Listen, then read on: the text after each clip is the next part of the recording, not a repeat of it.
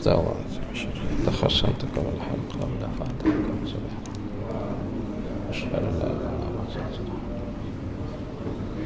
تخصمتك ولا فاتك سبحان اللهم صل وسلم اللهم صل وسلم الله خير سبحان الله حين تمسى وحين تصبح الحمد بالسماوات والأرض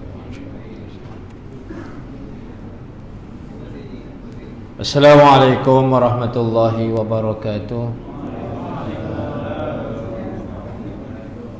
Bagi mulakan majlis ilmu kita pada malam ni, sama-sama kita buka dengan baca Ummul Kitab Nabil Karim wa ala alihi wa ashabil kiramil Fatihah. A'udzubillahi minasyaitonir rajim. Bismillahirrahmanirrahim. Alhamdulillahi rabbil alamin. الرحمن الرحيم مالك يوم الدين إياك نعبد وإياك نستعين اهدنا الصراط المستقيم صراط الذين أنعمت عليهم غير المغضوب عليهم ولا الضالين آمين بسم الله الرحمن الرحيم الحمد لله رب العالمين والصلاة والسلام على أشرف الأنبياء والمرسلين وعلى آله وصحبه أجمعين اللهم صل وسلم على سيدنا محمد طب القلوب ودوائها وعافة الأبدان وشفائها ونور الأبصار وضيائها وعلى آله وصحبه وبارك وسلم رضينا بالله ربا وبالإسلام دينا وبمحمد صلى الله عليه وسلم نبيا ورسولا جزى الله عنا سيدنا محمدا صلى الله عليه وسلم بما هو أهله ربنا آتنا في الدنيا حسنة وفي الآخرة حسنة وقنا عذاب النار وصلى الله على سيدنا محمد وعلى آله وصحبه وسلم والحمد لله رب العالمين بسم الله الرحمن الرحيم الحمد لله والصلاة على رسول الله وعلى آله وصحبه ومن والاه أما بعد. Yang saya hormati Tuan-Tuan Imam, Tuan-Tuan Bilal, yang saya hormati pengerusi serta lanjutan kuasa surau, tuan-tuan haji, tuan-tuan hadirin yang dirahmati Allah Subhanahu wa taala. Alhamdulillah. Summa alhamdulillah. Pertamanya kita merafakkan kesyukuran kita kepada Allah Subhanahu wa taala kerana pada malam ni tuan-tuan kita dapat bertemu, dapat bersua dan dapat menyambung pengajian kitab Khilafiyah Persoalan dan Penjelasan, yang mana pada malam ni insya-Allah kita akan bicarakan berkaitan tentang apakah bentuk ibadah yang datang daripada Rasulullah sallallahu alaihi wasallam, ya. Insya-Allah pada malam ini inilah yang kita akan bicarakan. Qala musannifu rahimahullahu taala wa nafa'a fid dharain. Apakah bentuk ibadah yang datang daripada Rasulullah sallallahu alaihi wasallam, ya? Tuan-tuan, kita sekarang ni berada di bulan kelahiran baginda Rasulullah sallallahu alaihi wasallam. Moga-moga tuan-tuan kita sentiasa mendapat syafaat daripada baginda Rasulullah sallallahu alaihi wasallam, dan insya-Allah, ya, moga-moga juga kita akan ditempatkan bersama-sama dengan baginda sallallahu alaihi wasallam di syurga nanti, ya. Kita berharap, kita berdoa, kita mohon kepada Allah Ta'ala. Maka syaratnya tuan-tuan mudah saja, perbanyakkanlah berselawat kepada baginda Rasulullah sallallahu alaihi wasallam. Insya-Allah yang wajib, yang sunat kita buat. Jadi perkara yang saya katakan tadi, berselawat kepada Nabi, insya-Allah moga-moga kita tergolong di kalangan umat ataupun hamba-hambanya yang dikasihi oleh baginda sallallahu alaihi wasallam. Apakah bentuk ibadah yang datang daripada Rasulullah sallallahu alaihi wasallam? Ia ada dua bentuk, tuan-tuan. Ya. Ia ada dua bentuk. Pertama, terikat dengan waktu. ibadah yang terikat dengan waktu, tempat, bilangan, cara atau keadaan tertentu. Ia juga disebut sebagai apa? Ibadah madah, ibadah yang terpuji. Ini dia, terikat dengan waktu. Contoh kita sembahyang fardu maghrib, waktunya telah ditentukan. Kita tak boleh sembahyang waktu maghrib ketika siang hari, tuan-tuan, ataupun penghujung malam, tuan-tuan. Tak kenalah. Masa yang telah ditetapkan, waktu yang tetapkan, maka kita kena tunaikan. Kemudian, tuan-tuan, ia tidak boleh ditambah atau dikurang, dan wajib ditunaikan mengikut apa yang dilakukan oleh baginda Rasulullah sallallahu alaihi wasallam. Contoh yang tuan-tuan, ibadah-ibadah utama, contohnya apa? Contoh sebagaimana saya katakan tadi, seperti solat 5 waktu. Solat 5 waktu. Apa dia tadi? Maghrib, Isyak, Subuh, Zuhur, Asar. Yang difardukan kepada kita, tuan-tuan, itulah dia 5 ni. Yang lain tu sunat. 5 waktu ni setiap hari kena buat. Sihat ke, sakit ke, wajib dibuat. Kita tak ada alasan, aku sakit ya Allah, tak boleh nak sembahyang, tak ada, tuan-tuan. Kecuali akalnya itu dah tak boleh berfungsi, maka dah tak wajib. Contoh orang dah tak sihat kepalanya, istilahnya kalau bahasa kasarnya gila lah, tuan-tuan. Maknanya dia tak jatuh hukum wajib sebab dia tak tahu. Nyanyuk contoh, sembahyang maghrib 3 rakaat, dia sembahyang maghrib 10 rakaat. Nyanyuk. Kalau nyanyuk sembahyang okey, tuan-tuan. Nyanyuk sembahyang okey. Nyanyuk nak baca Quran seterusnya okey. Ni nyanyuk yang pelik-pelik, tuan-tuan. Makan najis sendiri, itu nyanyuk yang kita bimbang. Itu yang kita takut. Dia keluar, tuan-tuan, dia ambil, dia buat sandwich dia. Oh, sedap, dia kata. Wa na'udzubillah min zalik. Ini kita takut. Tak kira lah siapa, ustaz ke tak ustaz, tuan-tuan, kalau kena nyanyuk, Allahu Akbar. Cara supaya Allah Ta'ala pelihara jangan terkena penyakit ni, perbanyakkanlah membaca Al-Quran, insya-Allah. Itu dia punya barakahnya, tuan-tuan. Itu kehebatannya apabila kita rajin-rajin membaca Al-Quran setiap hari. Siang baca, malam pun baca. Bukan baca waktu bermusim saja, iaitu bulan Ramadan, tak. Maknanya setiap hari, tuan-tuan, kena baca. Kena di sini apa, tuan-tuan? Kita mewajibkan diri kita, walaupun perkara tersebut tak wajib, mewajibkan diri kita. Seperti apa tadi saya kata, solat 5 waktu. Solat 5 waktu, itu fardu. Tapi bagi mazhab lain, ada solat yang dihukumkan wajib juga selain daripada 5 waktu. Apa dia? Solat witir. Solat witir bagi mazhab Hanafi hukumnya adalah wajib. Bagi kita mazhab Syafi'i hukumnya sunat. Dekat dewan, dekat apa ni, tempat surau tuan-tuan ni, ada tak yang mazhab Syafi'i? Ataupun ada mazhab Hanafi ke? Ada ke mazhab Maliki ke? Ataupun semua Syafi'i? Kalau semua Syafi'i, senang cerita, tuan-tuan. Tapi kalau tuan-tuan kata saya mazhab Hanafi, lepas solat fardu Isyak wajib tunaikan solat witir. Itu bagi mazhab Hanafi. Tapi kita mazhab Syafi'i hukumnya adalah sunat. Itu beza, tuan-tuan. Dalam mazhab yang 4 ni ada perbezaan dalam khusus dalam hal berkaitan tentang melakukan ibadah-ibadah. Mazhab Hanafi berbeza hukum, tak sama dengan mazhab Syafi'i. Contoh lain, tuan-tuan, apa ni? Puasa, zakat, bilangan rakaat solat, bilangan rakaat solat kita tak boleh tambah dan kita tak boleh kurang. Solat fardu maghrib 3 rakaat. Ya. Walaupun tuan rajin macam mana sekalipun, jangan mengada-ngada, ustaz saya nak sembahyang 6 rakaat. Tak ada.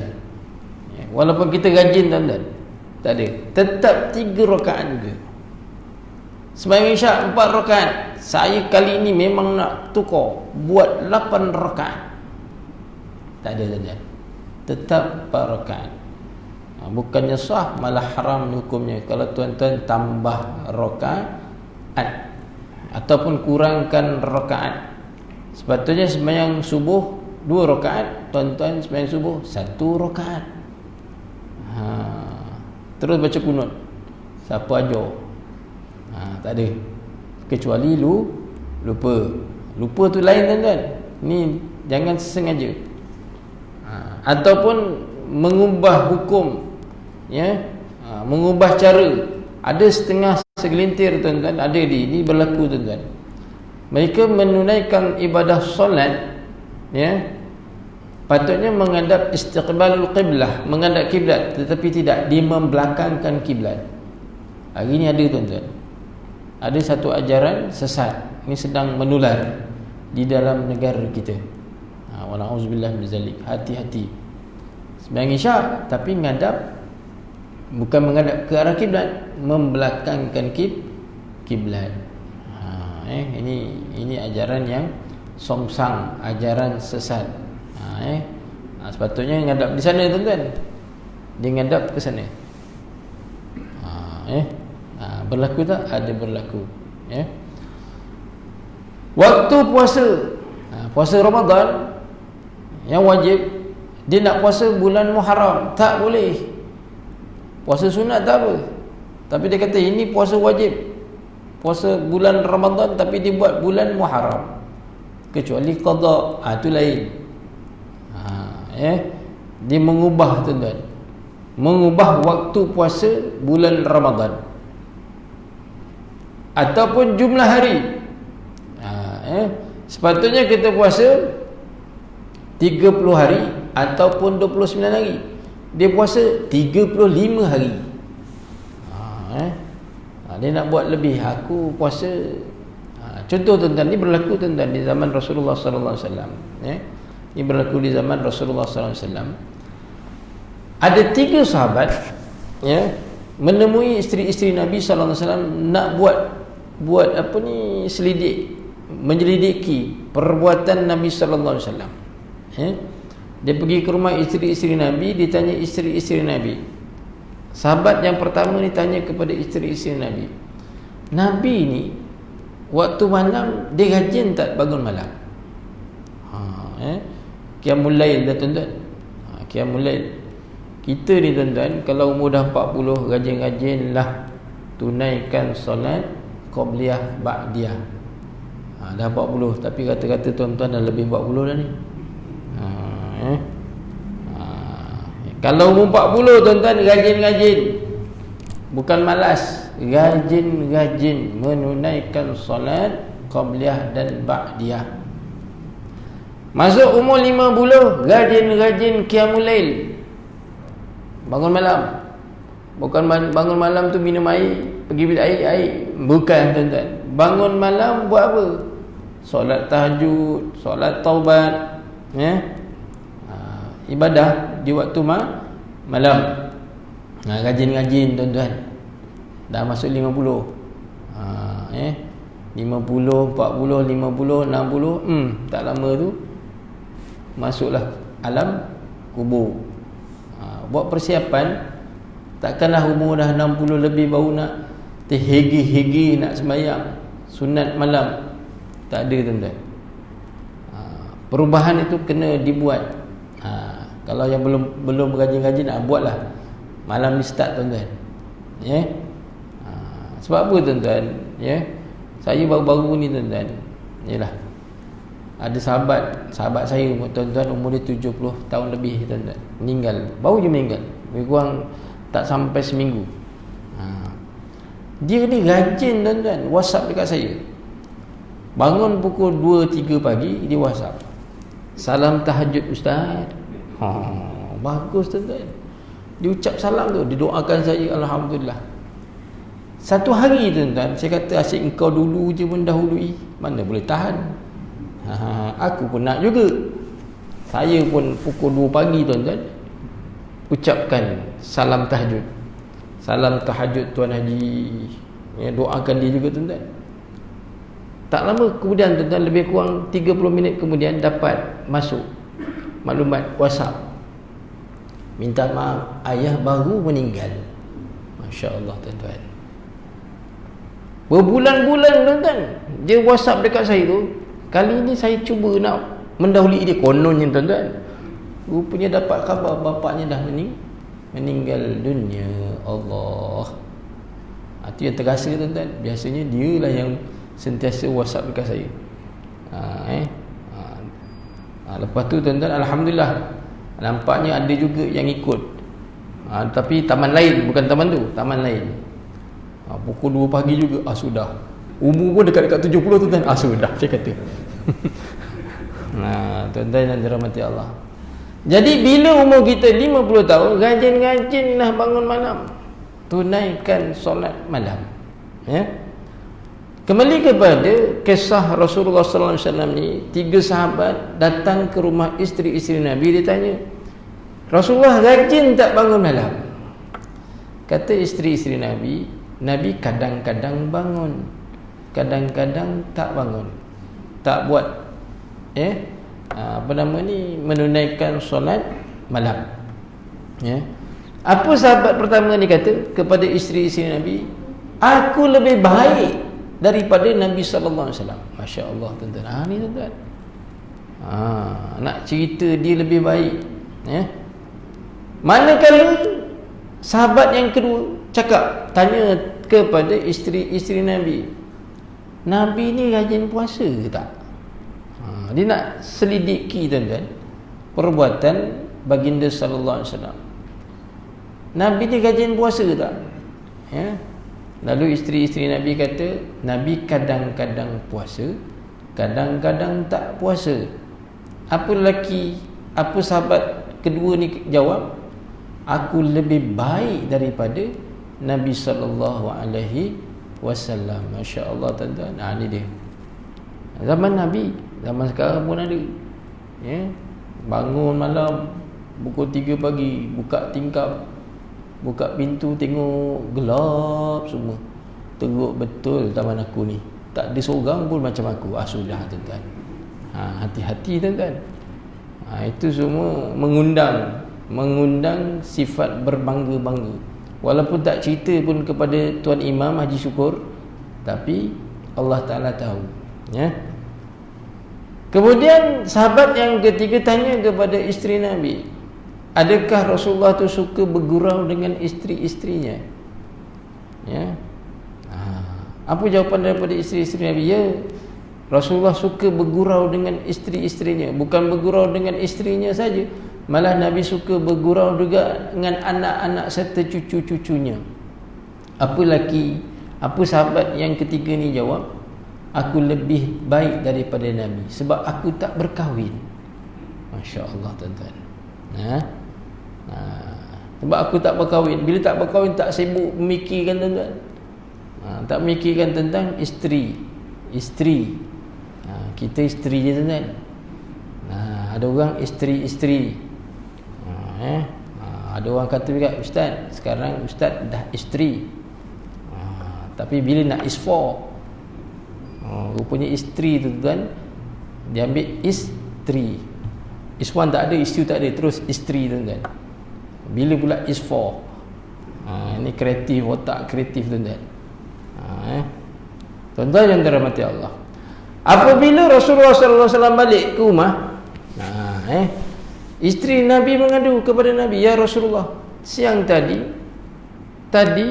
ada 3 lelaki sahabat datang menemui kami, tanya perihal engkau ya Rasulullah, dan mereka mengatakan bahawa mereka itu lebih baik daripada kamu ya Rasulullah. Contoh tadi apa tuan-tuan? Mereka rajin menunaikan solat malam, mereka rajin puasa, mereka tak berkahwin, hanya beribadah saja. Ya. Apa Nabi kata? Aku lebih takwa, aku lebih takut kepada Allah Subhanahu wa taala berbanding dengan mereka. Dan aku bimbang bahawa mereka itu akan dimasukkan ke dalam neraka. Tengok tuan-tuan. Mereka mempersoalkan perihal Rasulullah sallallahu alaihi wasallam. Ya. Kita pun hati-hati tuan-tuan, jangan sampai kita mempertikaikan, mempersoalkan perbuatan, kelakuan baginda Rasulullah sallallahu alaihi wasallam. Hati-hati. Ya. Hati-hati. Contoh apa tuan-tuan? Ya, kita sembahyang 5 waktu. Ni Nabi ni patutnya bila Nabi Musa cadangkan, kurangkan, pergilah minta. Ini dah 5. Dah lah tahu umat ni pemalas nak beribadah. Ya. Tak nak minta pula. Jangan tuan-tuan. Itu semuanya ada hikmah. Daripada 50 kurang menjadi 5. Dan banyak tuan-tuan kelebihan kepada umat Nabi Muhammad sallallahu alaihi wasallam. Sikit ibadah tapi pahalanya sangat besar. Berbeza berbanding dengan umat-umat terdahulu. Ini kelebihan kepada kita sebagai umat Nabi Muhammad sallallahu alaihi wasallam. Seterusnya tuan-tuan, cara menunaikan haji.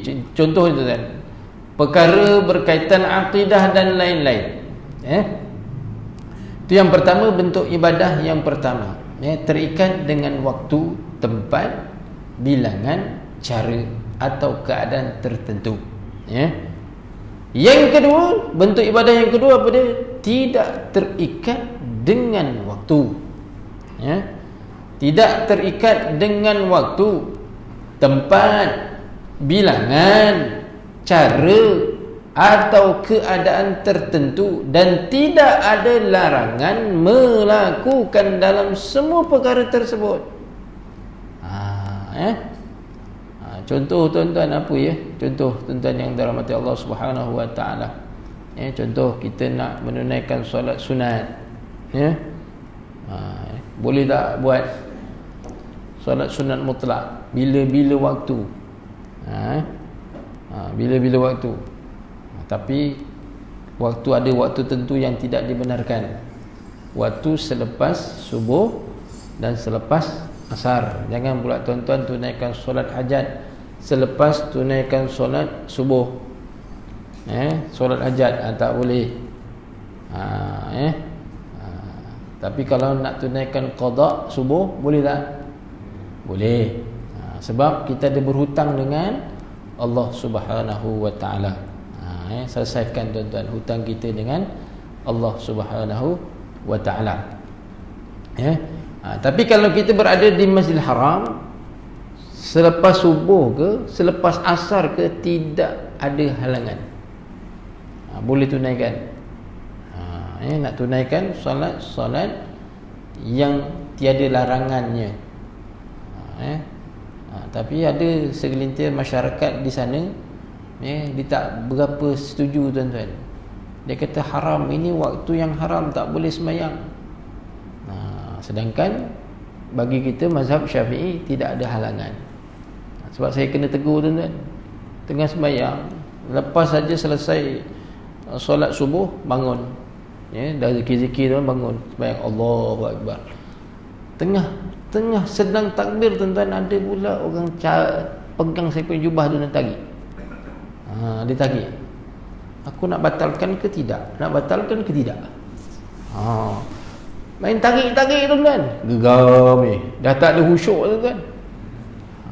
Habis-habis sembahyang, beri salam, nak bangun lagi. Dia tengok saya, dia kata mamnu' ni dilarang. Tak boleh sembahyang, haram, dia kata. Ini waktu tak boleh ni. Saya kata tak apa, aku nak sembahyang. Kau ni faham tak? Aku kata tak boleh. Marah tuan-tuan. Bukan orang Malaysia tuan-tuan. Itu dia. Maknanya yang di sana tu bukan semuanya ada pengetahuan. Itu dia masalah. Bila orang tak faham. Tapi kalau di Malaysia, tak boleh pula tuan-tuan tunaikan solat sunat selepas selesai solat fardu subuh. Contoh, tunaikan solat ba'diyah subuh. Siapa ajar?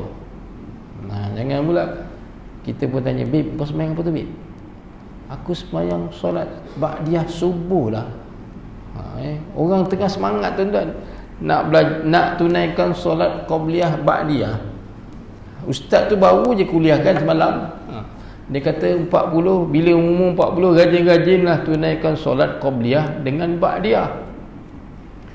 Jadi subuh, ya, dia pun tunaikan solat ba'diyah subuh. Boleh tak? Tak boleh. Tak ada, tuan-tuan. Jangan pandai-pandai pula. Yang kita pun tak tahu juga, join juga, kau tunai solat ba'diyah subuh, aku boleh buat lagi tu.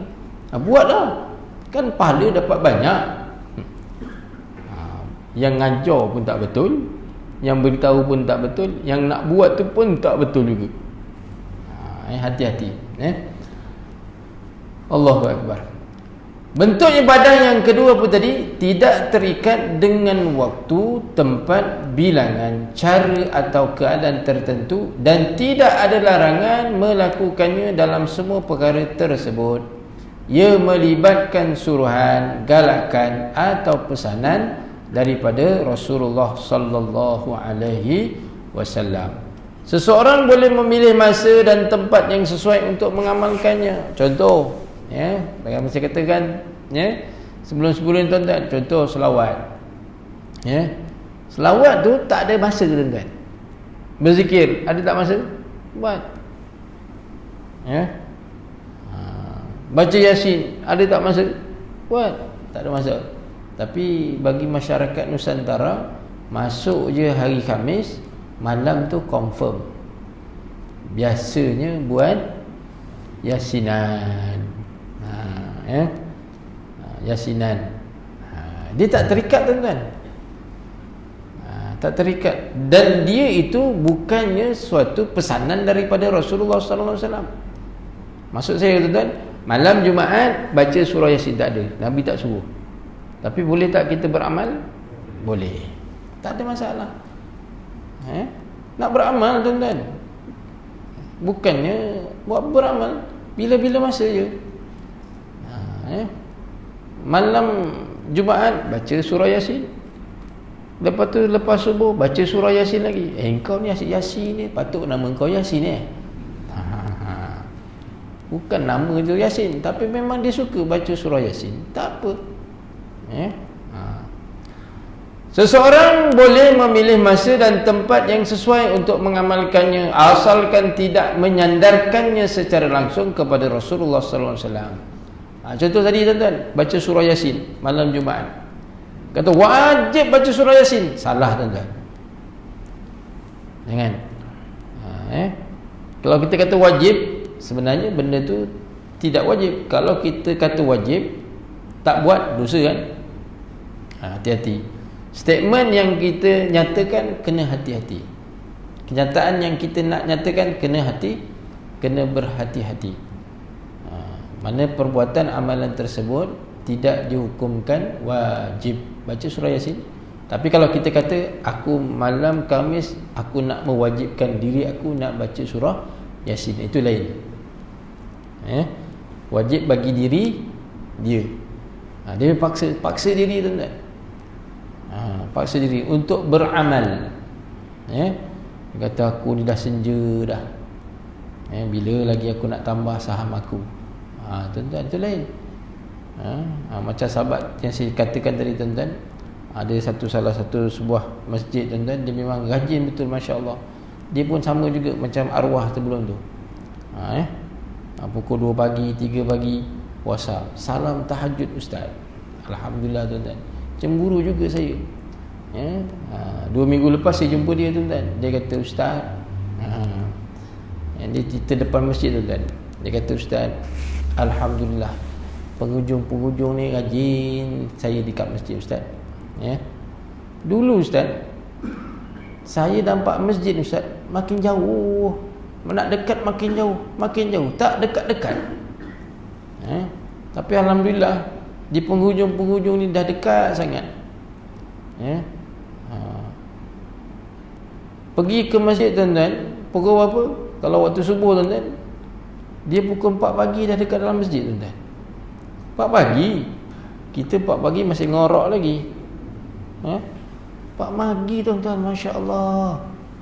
Orang lain semua sedang berehat tuan-tuan. Di rumah masing-masing dia dah ada dah. Agak-agak besok pagi ada tak yang mengawalkan dirinya di surau Nurussalam ni pukul 4 pagi. Haji syukur. Agak-agak jatuh kuasa ada. Allahu Akbar. Tak berani aku start seorang-seorang. Kalau nak pun aku ajak kawan. Dan nyala tuan-tuan duduk tengah sembahyang sunat. Apa ni? Waladdallin. Amin. Belakang pun ada bunyi amin. Rasa saya tak dihabiskan. Assalamualaikum. Keluar tuan-tuan. Sampai rumah. Kat rumah tuan-tuan minta isteri dia apa? Muzammil. Selimutkan aku. Allahu Akbar. Isteri tanya, kenapa bang? Tolong selimutkan abang ni. Seram sejuk. Allahu Akbar. Berlaku tak? Ada tuan-tuan berlaku. Waladdallin amin. Ada tuan-tuan. Dua orang pemancing, rajin mancing tuan-tuan. Dia singgah satu masjid antara Johor Bahru ke Kota Tinggi tu ada satu masjid. Saya kata kat mana Syekh? Dia kata ada, tapi bila balik tu tengok tak ada. Tu masjid orang apa ni? Masjid jin agaknya. Dia sembahyang waladdallin amin. Ramai pula tu kata. Tapi dia sembahyang berdua tu kan. Masya-Allah. Tu wallahu a'lam lah. Itu rezeki masing-masing. Tapi dia kata alhamdulillah, bila dia kenang-kenang, kenapa aku boleh sampai habis sembahyang subuh. Tuan-tuan yang dirahmati Allah, ia boleh diamalkan kerana keizinan secara umum daripada syariat. Contoh solat sunat mutlak, sunat yang tidak bersebab. Buat berapa ratus rakaat buat, tak ada masalah tuan-tuan. Sebagai contoh, imam yang 4,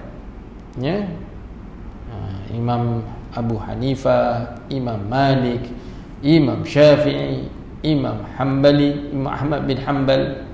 Masya-Allah tuan-tuan. Setiap hari tuan-tuan, dia biasa menunaikan solat sunat mutlak ni 300 rakaat. Contoh Imam Ahmad bin Hanbal 300 rakaat waktu sihat. Waktu sakit 150 rakaat. Kita berapa tuan-tuan sihat? Lagi sakit, lagi tak buat. Tengok tuan-tuan, itu orang yang betul-betul faham tuan-tuan. Giginya sentiasa kurang dan kurang. Maknanya hartanya kurang tuan-tuan. Kita ni Allahu Akbar, macam dah banyak je harta. Harta di hari akhirat nanti. Puasa sunat mutlak. Ni ada orang rajin puasa. Setiap hari puasa kecuali hari yang diharamkan, 5 hari yang diharamkan tak puasa. Ni ada juga tuan-tuan, saya jumpa sahabat, masya-Allah.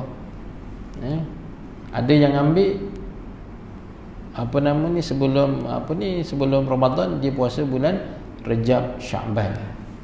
Sambung dengan Ramadan. Ada juga dah puluhan tahun. Cemburu juga tuan-tuan, cuba juga tapi gagal. Tak berjaya.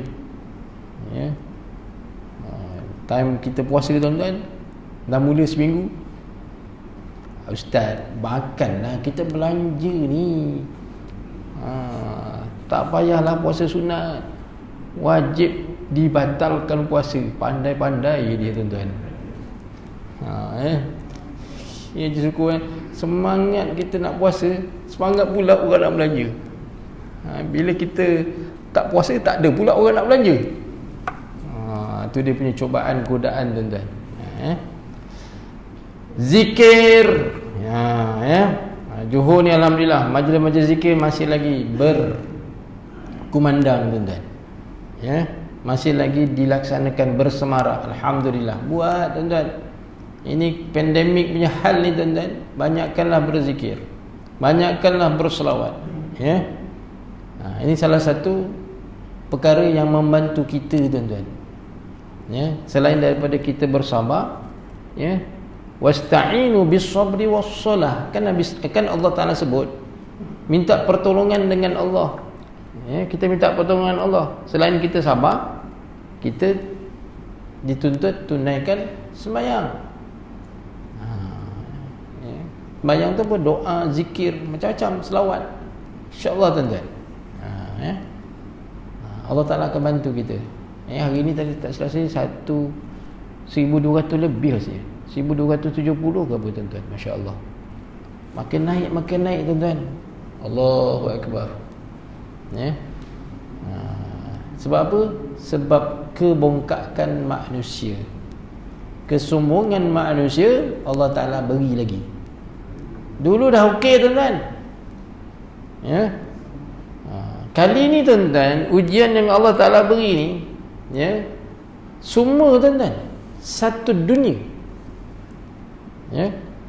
Kalau dulu kita ingat-ingat kita tuan-tuan masa tsunami tahun 2000 apa? 2004 kan? 2004 ke 2014? 2004. Hanya negara-negara tertentu ya tuan. Kita tengok Masya Allah, kesiannya, ya. Itu pun kita insaf tuan-tuan, berbulan-bulan jugalah, lebih kurang dalam 2 bulan 3 bulan insaf. Ya Allah, insaf tuan-tuan. Itu bagi orang iman, ada iman, ya. Gempa bumi begitu juga. Waktu negara yang tertentu saja, tak semua. Tengok simpati. Tapi kali ini Allah Ta'ala uji seluruh satu dunia tuan-tuan, ya. Malaysia kena, Indonesia, banyak tuan-tuan. Tak ada negara-negara yang tidak kena tuan-tuan. Masya Allah, ya. Rata-rata kena. Selain daripada faktor kesihatan, apa lagi? Ekonomi pun tergugat, ya. Sampaikan ada apa nama ni, perusahaan-perusahaan yang terpaksa tutup tuan-tuan. Contoh macam dekat Dangambi tu apa, Hotel M Suite tuan-tuan. Masya Allah, tengok tutup. Datuk Rahman tu, ada kesian tengok, ya. Banyak tuan-tuan. Sahabat-sahabat saya punya kedai tuan-tuan habis. Tak boleh ustaz, tak boleh pergi, ya. Allah Ta'ala tengok ujian yang Allah Ta'ala, ya. Baru-baru ni saya jumpa jutawan tuan-tuan. Dia kata, ustaz, kami pun terjejas juga ustaz. Kalau gunung tu ditarah tapi tidak ada gunung lain yang dapat, terasa juga ustaz. Masya Allah tuan-tuan. Ni dia, dengan zikir, dengan selawat, insya-Allah. Moga-moga Allah Ta'ala jaga tuan-tuan, ya. Membaca Al-Quran, berdoa, berselawat, ya. Selawat banyaklah tuan-tuan. Selawat ni tuan-tuan, alhamdulillah lah, ya. Kalau tuan-tuan buat, insya-Allah Allah Ta'ala akan tunaikan permintaan tuan-tuan, ya. Saya dah buat, alhamdulillah, ya. Kita minta Allah Ta'ala bagi tuan-tuan, ya.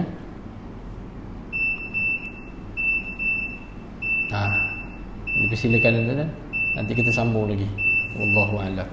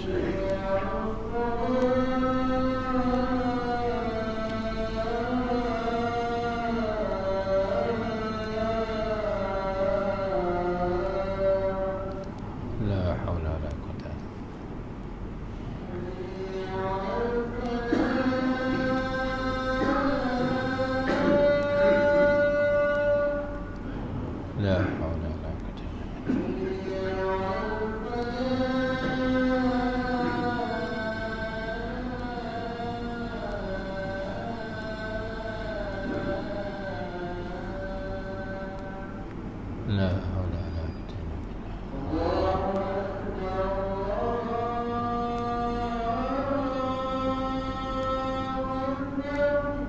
Allahu akbar. Allah.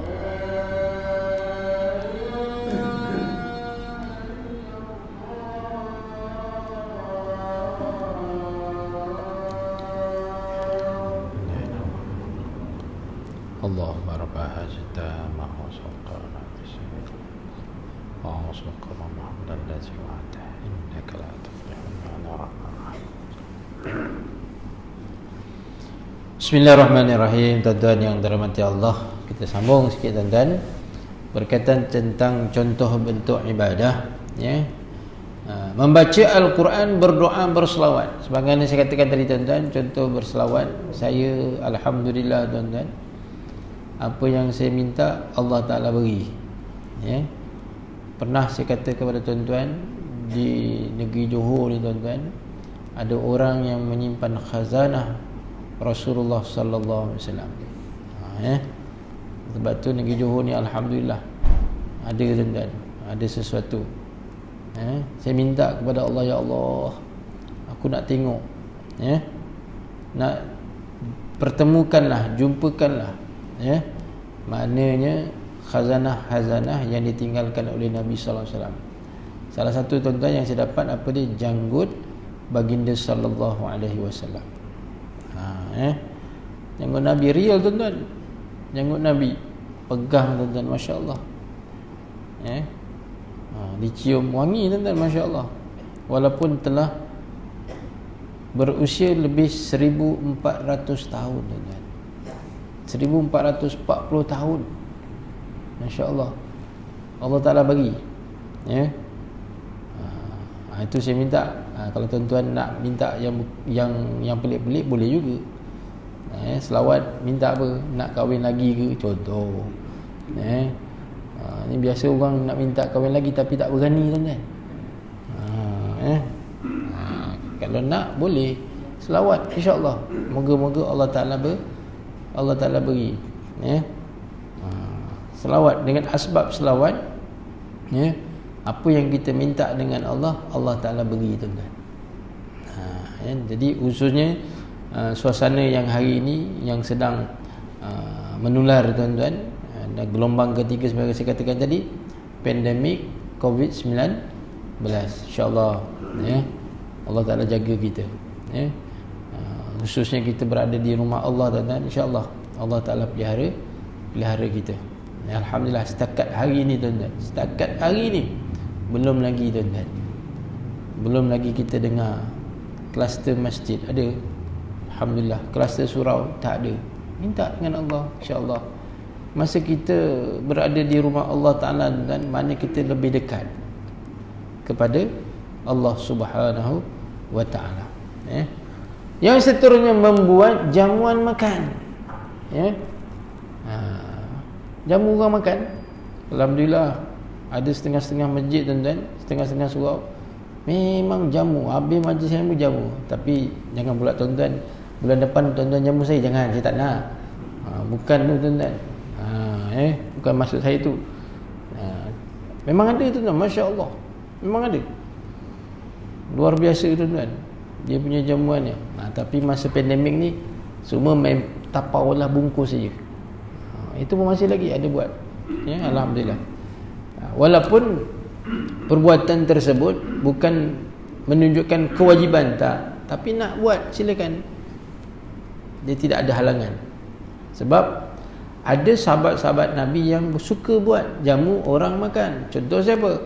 Sayyidina Ali radhiyallahu anhu. Dia kata, aku lebih suka jamu orang makan daripada memerdekakan hamba.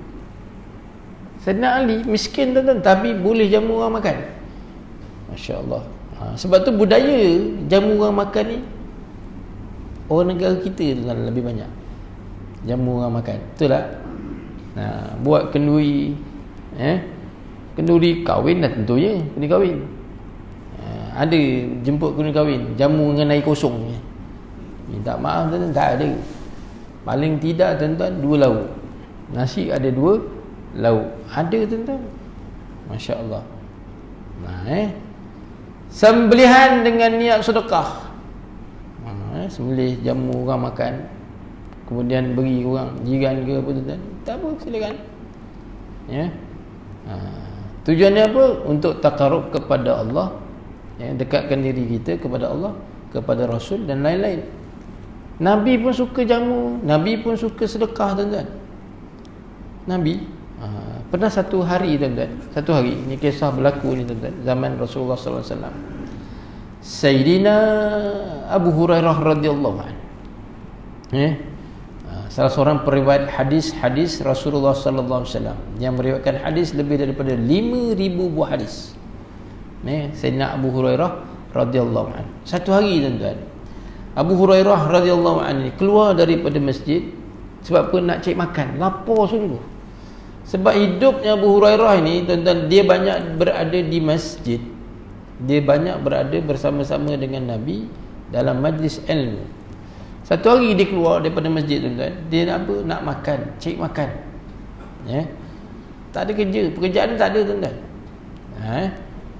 Bila dia keluar tuan-tuan, kebetulan Sayyidina Umar Al-Khattab radhiyallahu anhu lalu. Dia pun ucap salam. Assalamualaikum ya Umar. Sayyidina Umar pun jawab Waalaikumsalam warahmatullahi. Tapi Umar tak faham, Abu Hurairah ni memang nak makan. Kita kadang-kadang kawan kita lapar pun kita tak tahu tuan-tuan. Tapi kawan kita lapar, biasa dia tak malu, dia cakap, "Babe, aku lapar sungguh lah. Engkau ada makan tak?" Kita lah tuan-tuan. Tapi Abu Hurairah ni tak sebut. Ya. Dan Umar pun tak faham apa yang sedang berlaku kepada Abu Hurairah radhiyallahu anhu. Ya. Tinggalkanlah, Umar meninggalkan Sayyidina Abu Hurairah radhiyallahu anhu. Ya. Tak lama kemudian datang pula, ya, Sayyidina Abu Bakar As-Siddiq radhiyallahu anhu. Sama juga, Abu Hurairah beri salam dan dijawab salam oleh sahabat Nabi yang bernama Abu Hurairah radhiyallahu Abu Bakar As-Siddiq radhiyallahu anhu. Pun Abu Bakar tak faham apa yang sedang berlaku kepada Abu Hurairah yang ketika itu sangat lapar. Ya, tinggalkan. Ni Abu Bakar meninggalkan Abu Hurairah radhiyallahu anhu. Ya. Tak faham dia orang, kat aku ni lapar ni. Dalam keadaan mencari-cari tuan-tuan, bertemu dengan baginda Rasulullah sallallahu alaihi wasallam. Bila nampak Nabi, Abu Hurairah pun bersalam, Assalamualaikum ya Rasulullah. Nabi pun jawab, apa Nabi kata? Wahai Abu Hurairah, jom ikut aku. Gimana tuan-tuan? Pergi ke rumah baginda Rasulullah sallallahu alaihi wasallam. Sampai di rumah Nabi, Nabi tanya kepada Aisyah radhiyallahu anha, wahai Aisyah, hari ni apa ada makan?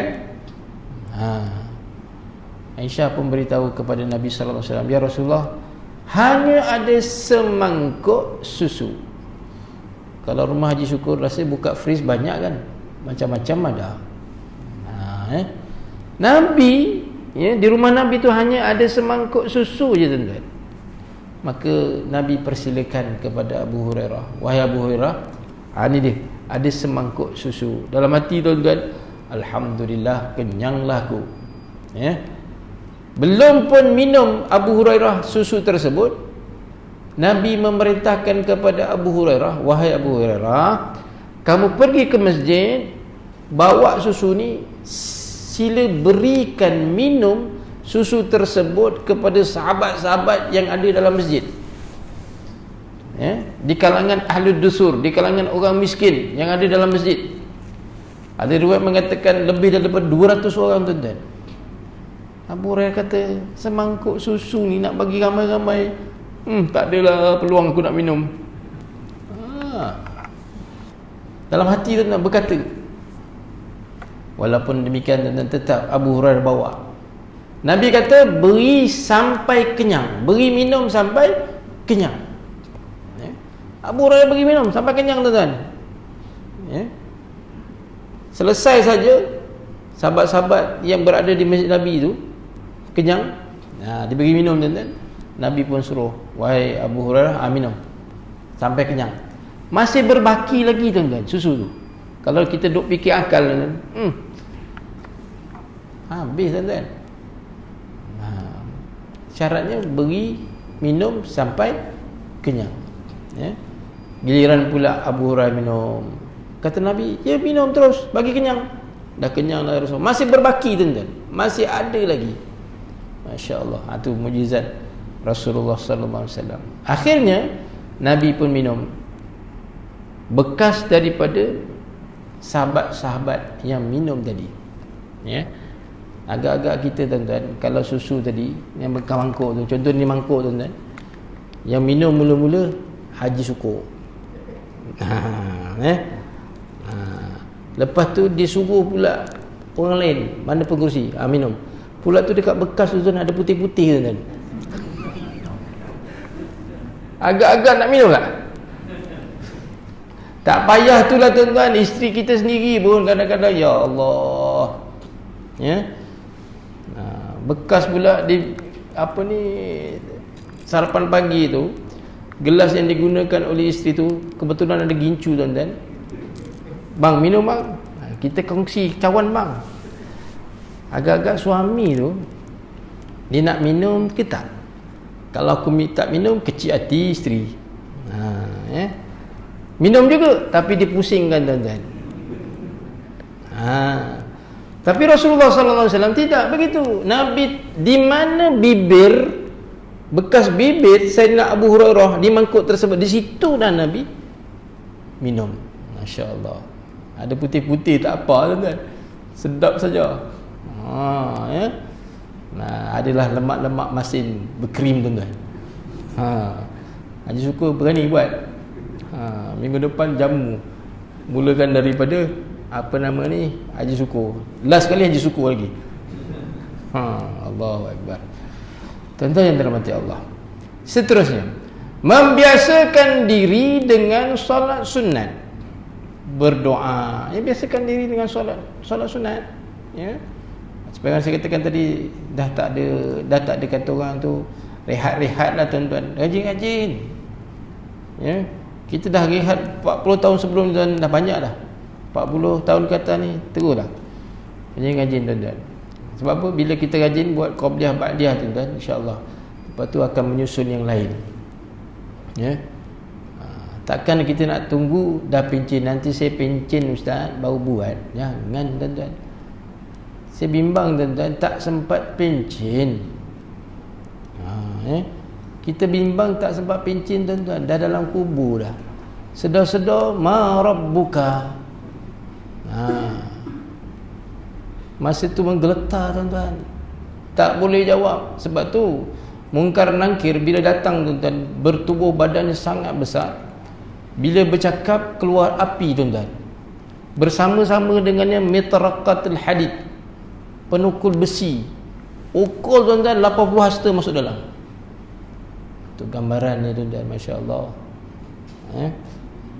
Ma rabbuka, tak boleh jawab tuan-tuan. Masa dengan kuliah ustaz tanya ma rabbuka, Allahu rabbi. Boleh jawab. Bila dah berkata tu, yang bantu apa tuan-tuan? Amalan-amalan. Sebab tu lepas syak ni, rajin-rajinlah baca suratul Mulki. Jangan lari tuan-tuan. Tak apa ustaz, aku baca kat rumah. Belum tentu baca kat rumah tuan-tuan. Tapi saya sangka baik dibaca kat rumah. Ya. Tuan-tuan, bimbang tuan-tuan, tengah jalan pluk mati, tak sempat baca suratul Mulk. Ini bukan doa kan tuan-tuan? Tuan-tuan yang dirahmati Allah, kita dah kena berubah ke arah untuk beramal. Ya. Bukan ikut lagu lama tuan-tuan. Jangan. Tambahlah, Allahu Akbar. Ya. Sebab apa? Covid ni tuan, dia tak kira tu orang tu baik ke orang tak baik tuan. Kalau di Covid tu fikir orang yang tak baik, senang kita tuan. Ya.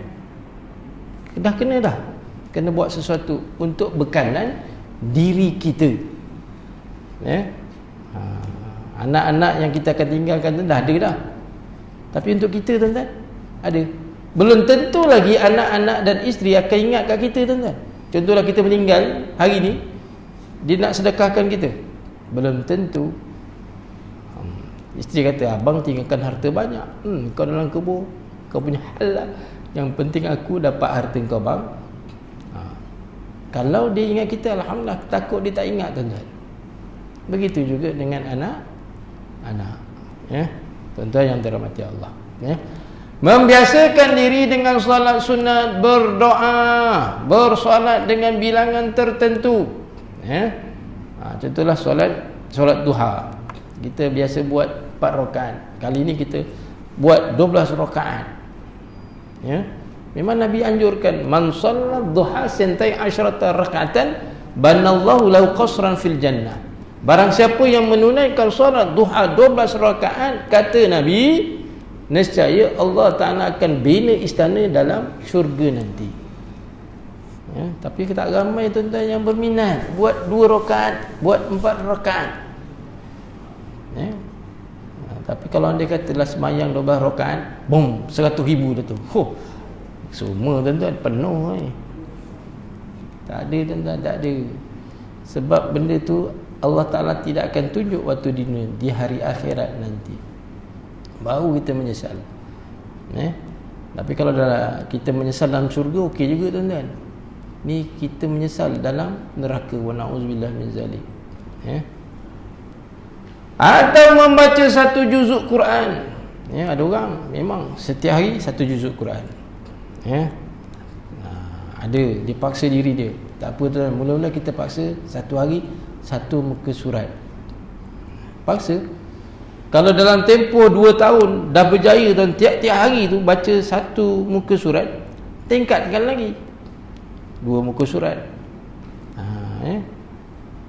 Dah boleh buat 2 muka surat setahun, tambah lagi 1 juzuk.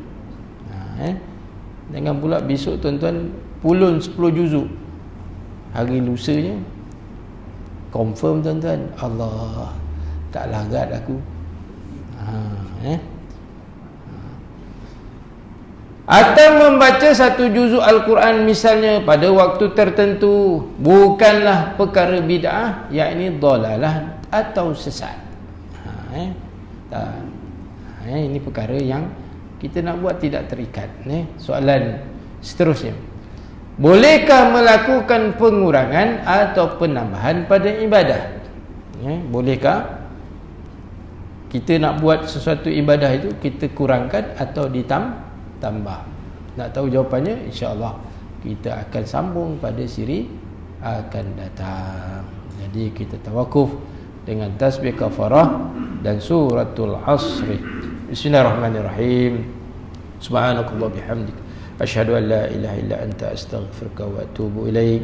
Bismillahirrahmanirrahim. Wal 'asr, innal insana lafi khusr illa allazina amanu wa 'amilus solihat wa tawasaw bil haqqi wa tawasaw bis sabr. Aqulu qawli hadza wa astaghfirullahal azim li wa lakum.